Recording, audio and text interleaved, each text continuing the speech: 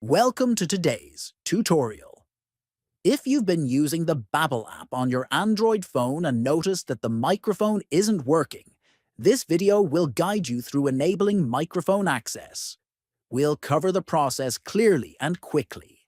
First, locate the Babbel app on your Android. Press and hold the app icon until a small menu appears. Next, tap on App Info to access detailed settings for the app.